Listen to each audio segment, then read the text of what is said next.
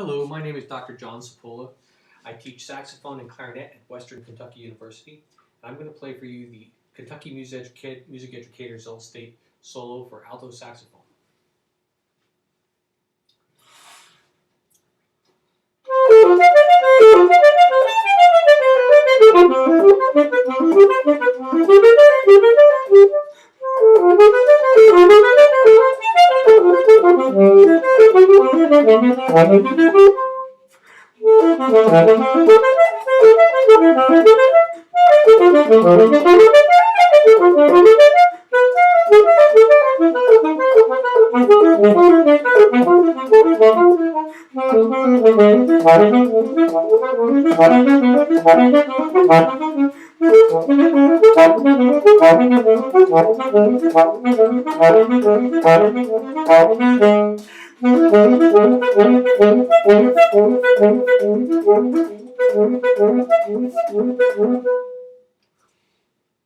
There's a few things to talk about in this solo. Number one, it's in 6/8 and it's marked presto, which means fast and or lively. This is marked at dotted quarter note equals 88, which is quite brisk, and I would say that if we get it up to about that tempo, it sounds actually quite frantic.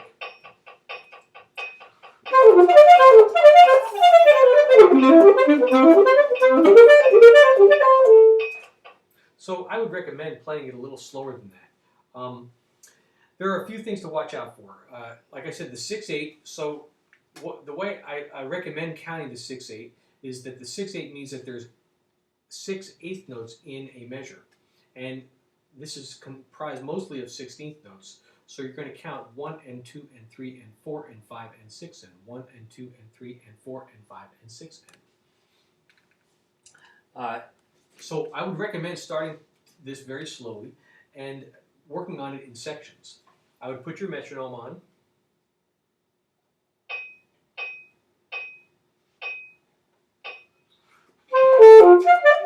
Maybe actually if we put a click on every eighth note for a while.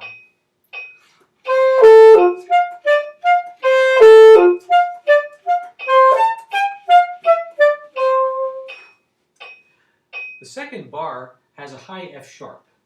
The way we finger the high F sharp is to have these 3 back keys pressed, the right side key here, and this F sharp key with your 3rd finger, not your 2nd finger necessarily, okay? Your instrument may not have a high F sharp key, and if it doesn't, the alternative is the top key, this key, and the bottom B flat key. That's an alternative F sharp.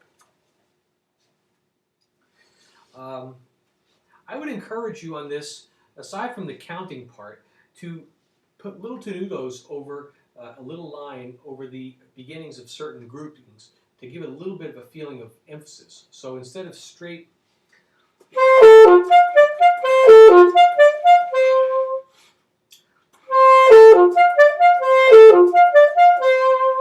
just a little bit to give it a little bit of a feeling of where the harmonies move.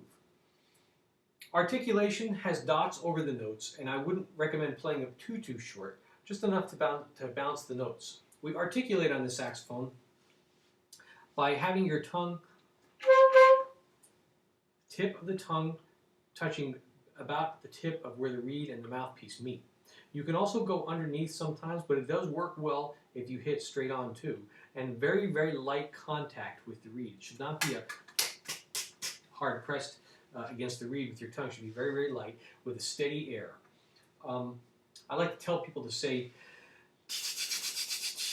just a big breath and one steady breath and let your tongue sort of flap.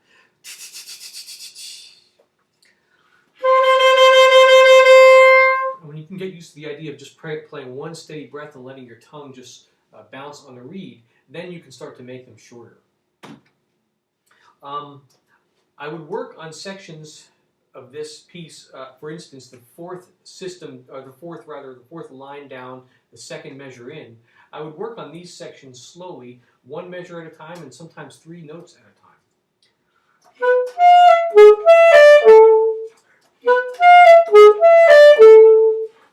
And what you can do is move it over by 1 note, so leave the G sharp off.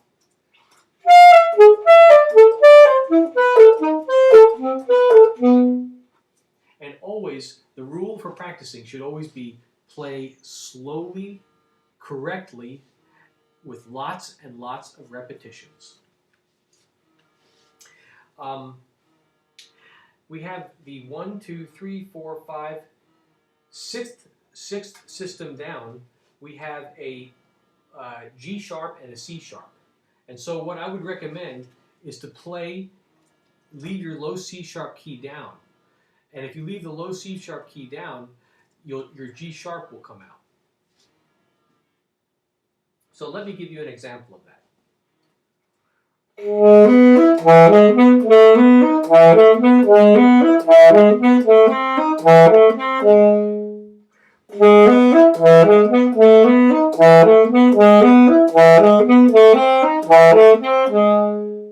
And when I play that passage, I keep my C sharp key down the whole time while I'm playing the other notes here on the right hand, just the C sharp key, and that enables my G sharp to speak as well.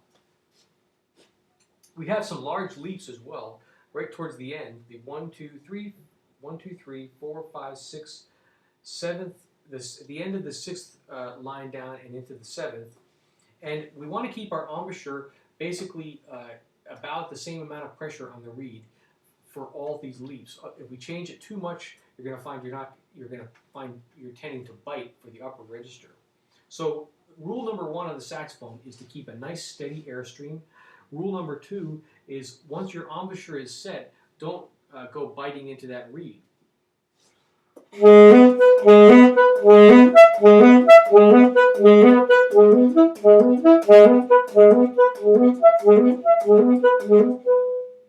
And all of that can be played actually with your C sharp key down, which was from a few bars before, 2 bars before. And that entire ending passage can leave the C sharp key down.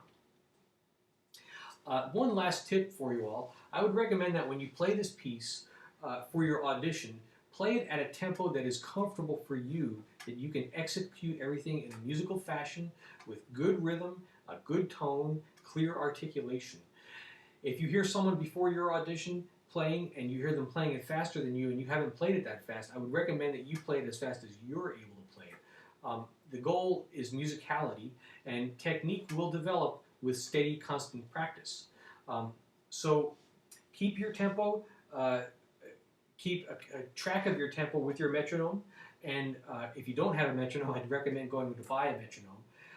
And keep a good log of what your tempos are, and when you reach a point where you feel like you can't get any faster, then back it off a little bit and practice those repetitions there.